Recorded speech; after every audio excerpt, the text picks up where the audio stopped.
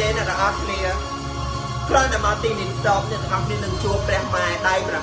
6ចង់ស្រកគីឡូប្រើជាមួយនឹងវីជីបន្លែសម្រស់បើបានស្បែកភ្លឺណាកុំភ្លេចប្រើជាមួយនឹងណាប៊ីលូតាសូមឲ្យផលិតផលដែលនៅលើដៃនាងខ្ញុំចូលមកសន្តាត់សូមឲ្យនាងខ្ញុំស្អាតពីក្បាលដល់ចុងជើង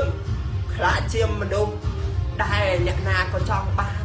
ចង់ណែបណាត់រួមប្រឡែងអូមភាំងសាធុ10 ដងសា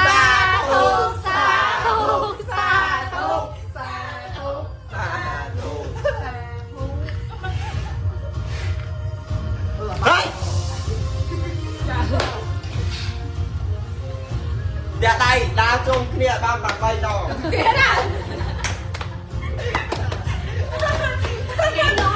កម្លាំងពួកយើងនឹងបញ្ចូលគ្នា